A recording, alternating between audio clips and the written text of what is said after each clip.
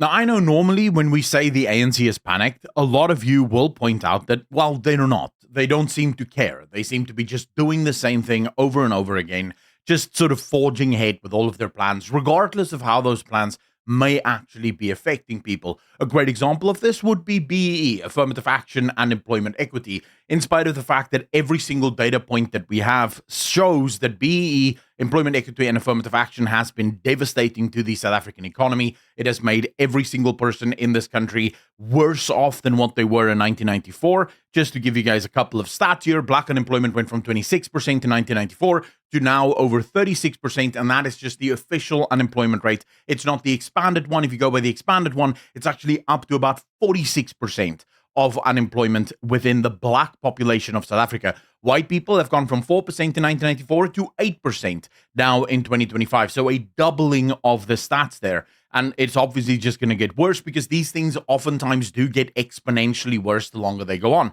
despite the fact that the ANC has overseen the collapse of economic or GDP growth within this country. Every single metric, no matter where you go, it is doing worse. And yet the ANC continues to double down. We'll do more BE, we'll do more employment equity, we'll do more AA. So whenever we say, hey, the ANC is panicked, people rightfully ask, well, I don't see the examples of that. The recent or the most recent catastrophe that has hit the ANC, of course, is the G20. South Africa became the first African nation to actually host the G20, and they made a big deal of it. They spent billions of rands, and I think we're going to, at some point, the news is going to come out about how much we spent fixing Johannesburg for the G20, and it's going to be a lot. And there's going to be a lot of money that's wasted. There's going to be a lot of corruption, and yes, all of that is going to come out because, of course, Lesotho is a gangster. Of course, he stole a lot of money in the process of fixing Johannesburg.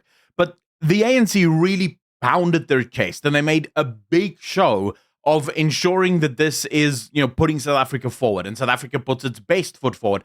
Right now, if you're driving along the roads where the dignitaries are going to be driving, there's police absolutely everywhere. It is super clean. They're making sure that whatever the dignitaries of the rest of the world see looks as if South Africa is doing a good job. Of course, the ANC has not yet realized that this isn't 1954 where you can get away with that. There's pictures, there's social media, there's videos. People show constantly how South Africa is falling apart. So even if the leaders of a country is driving through the streets of Joburg that's been fixed up, they remember seeing a video just a week ago of the country falling apart. So they're not quite falling for it. But of course, communists are going to do what communists do, and communists love to put forward a nice foot, even if everything else is sort of burning down.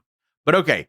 The ANC is panicked because the United States became the first country to say, well, we're not coming. Thank you very much, but we're not going to waste our time at the G20. This followed then with Javier Milei, and eventually Xi Jinping announced that he is also not actually coming. They're sending sort of a delegation in his stead. Obviously, Vladimir Putin isn't coming. Brazil's president isn't coming. So there's a number of people that have pulled out, or leaders at least, that have pulled out of the G20. So really, if you look at it from South Africa's perspective, this was their opportunity to show the world South Africa is a big player and we're a big shot because look at us, we're part of the G20. Except, well, everything's unraveling because Cyril Ramaphosa is looking at this going, well, where's all the heads of state? They're supposed to be here, right? We're supposed to be the country that's hosting this, and yet no one is really showing up. Not to mention the fact that when one of the biggest partners in the G20, America, decides not to show up, it is going to be very difficult to get any of the countries to actually agree to a firm resolution. Why? Because any resolution they really agree to will just be voted out by the United States. Not because the United States needs to vote, just if the United States says, well, no, we're not going to do that, then the rest of the world's resolution really doesn't matter. And before you think to yourself, oh, but it's 19 countries against one. No, it's not. The entirety of the world functions because America allows it to function. If you think that I'm lying about that, it's because you don't know what the hell you're talking about. You do know that every single country in this world uses the ocean to trade. Do you know why the rest of the world can use the oceans for trade? It's because the United States Navy controls and polices the oceans of the world. Why do they do that? Because they're the only country with the actual capability to do it. If the United States tomorrow said that, look, we're no longer policing the sea lanes between South Africa and the rest of the world, trade to and from South Africa collapses overnight. because no shipping company is going to take the chance of risking their ships in open waters with pirates being able to attack it, and there is no United States Navy that will respond to the threat. So it just collapses. So the United States does have the ability to absolutely cut it off at the knees. And there's no country that can respond because China has the second largest navy in the world, but they have a tiny, what they call blue ocean navy, meaning their navy can't really go far. Their navy really was only built for the China Sea and nothing else. So really, America is the one that makes the deals, makes the decisions, and South Africa is sort of pretending, Ronald Lamola came out and said, well, we're still going to sign this agreement. And I was like, no, you're not. You're not going to be able to do anything unless America says, yeah, this is fine for us.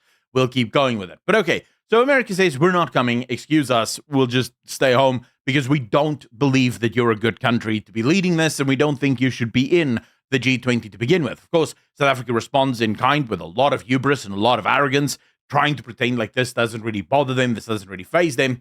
And then, yesterday, Cyril Ramaphosa actually reveals just how much this does bother him with this. We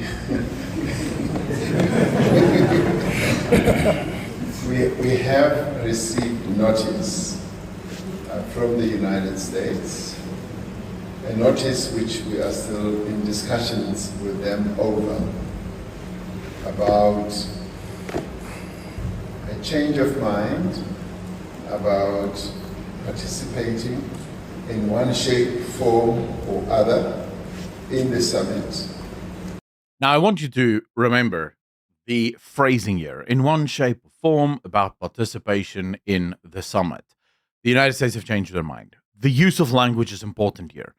If you actually look at the official documentation, you'll know that there's a lot of wordplay that is happening. And we're going to get to that in a second.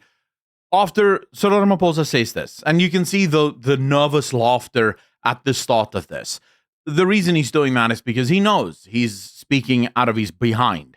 But that doesn't stop the entire South African media from immediately picking it up and going, Ramaphosa confirms Trump's G20 U-turn. News 24, for their part, also just runs with it. America is scrambling back to the table, begging South Africa, even going so far as saying stuff like the South African government has stamped down their foot and they've laid down the law for the for the American government concerning their participation in the G20 summit. Except it's not true. The White House then comes out shortly after Ramaphosa's big speech and shortly after all of the South African media has run with it. The White House comes out and says, wait, what the hell are you talking about? I'll let you guys quickly listen to this. The United States is not participating in official talks at the G20 in South Africa. I saw the South African president running his mouth a little bit against the United States and the president of the United States earlier today, and that language is not appreciated by the president or his team. The ambassador or the representative of the embassy in South Africa is simply there to recognize that the United States will be the host of the G20. They are receiving that send-off. So for those of you that don't know, after every G20, there is a handover ceremony where the country that just hosted it hands the baton to the next one, or the gavel. It's like a little gavel. Hands it to the country that will be hosting it after that. And that, of course, is America. They're going to be hosting it in Miami. America is sending a junior delegation to that ceremony alone. They're not coming to the leadership summit. They're not attending it. There's no change of heart or mind. America never said that they won't be at the handover ceremony because, well, it's sort of symbolic. It doesn't mean anything, but it is sort of just part of tradition. And so America said, yeah, sure, we'll send someone junior to just come and collect the gavel. South Africa, of course, playing hardball because apparently dying on hills that aren't hills, but really only molehills. That is South Africa's specialty. South Africa said, no, we will not accept a junior delegation to accept the gavel, even though America doesn't have to, right? It's just a gavel. It doesn't even matter. You could ship it if you really wanted to, or America could just get another gavel. They have courts there. They'll have gavels, right? Knowing Trump, he'll probably make a new gavel out of gold, and that will just now be the new G20 gavel or whatever. So, it is what it is. But fundamentally, the White House comes out and says, wait, no, you're a liar. And I love the fact that she says the president of South Africa is running his mouth which of course he absolutely is.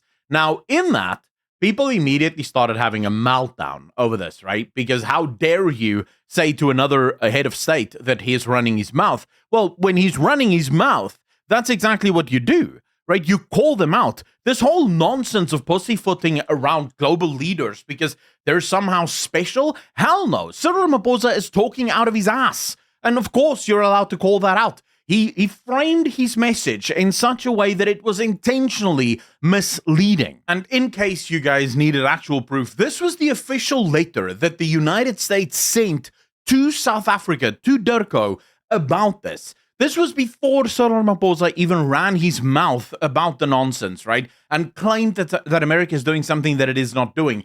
In this letter, as you go through it, right, the Americans even say this is a charge d'affaires, right? I can't pronounce the French for this because French is hard. But effectively what that means is junior delegation, right? It is genuinely just a symbolic gesture, nothing else. And then, like you have to do, they ask the South African government to assist with things like visas and allowing these people into the ceremony and into the building so that they can actually accept the gavel. This is literally all that happened. But, of course, you have the entirety of the country now, people like Ben Cronin, going, I feel this is one of those occasions where we should politely decline. We just couldn't provide the kind of reception the US president would expect at this late hour. He's just believing it, right? He believes everything Cyril Ramaphosa is saying here because, of course, if you're a lefty, you don't do any research. You just accept whatever the hell the bosses upstairs or your programming is telling you to believe. Here you have the journalist, Amanda Kozas, just believing it. Again, this is a journalist that have done no research into it.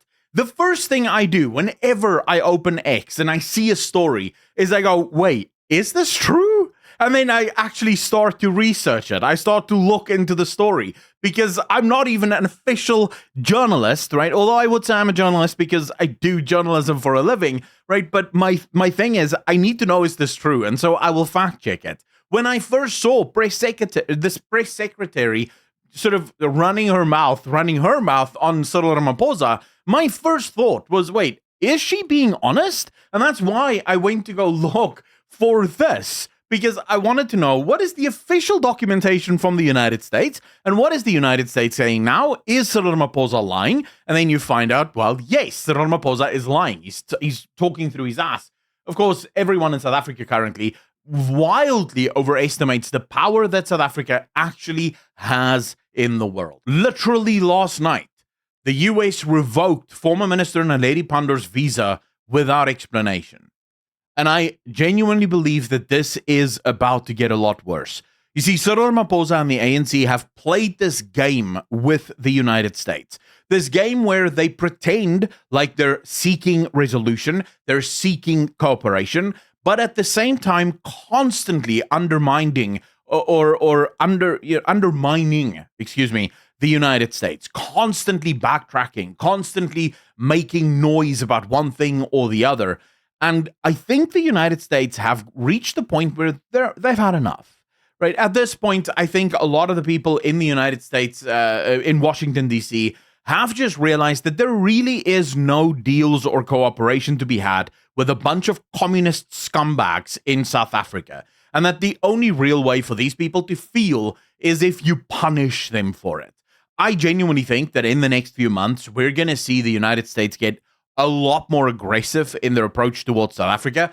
I wouldn't hold my breath on a trade deal with America. In fact, we constantly hear from Ronald Lamola and Durko that they're so close to a trade deal, and this trade deal is just around the corner. And yet we consistently hear that there really is no trade deal. There's no ambassador for South Africa in America. And I think right now we're at a point where there might never be a trade deal. In fact, there might be a sanctions deal that comes swiftly down the chute. And if you wonder who the world will actually side with in a battle between South Africa and America, I have news for you. It's not going to be South Africa.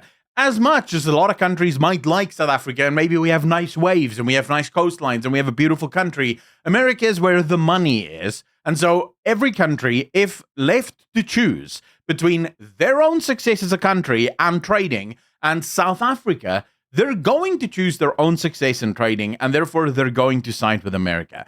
So South Africa is wildly overestimating their own importance within the world and not having the necessary humility to understand that this is a fight that we cannot win, but it is a fight that we will lose. There is no fighting to be done. The ANC could have had South Africa in a position where we would have been strong enough to stand up to America and say, well, screw you, Buster, we can do it alone. But the ANC decided to loot and rob this country for the last 30 years, right? That it's their fault that South Africa is in the weakened position that it is. South Africa could be a strong enough nation to talk on the world stage alongside countries like America, but thanks to their ineptitude, they now have to show humility. And the problem for a communist is that they cannot show humility, because to show humility would mean to admit that you're wrong. And as a communist, you have to always operate from the belief that you are right. Otherwise, your entire worldview falls apart. This is just madness at this point, and I do think it's about to get a lot worse. But that's just my opinion. Let me know in the comment section down below what you guys think. And if you like what I do and you think more people should have access to it, please consider sharing this video around with as many people as possible. Massive shout out and thank you to all of the patrons as well as the YouTube channel members. To become a patron, link in the description down below, or join button right below this video for YouTube membership. As always, be good to each other, be kind to each other, and I'll see all of you in the next one. Peace.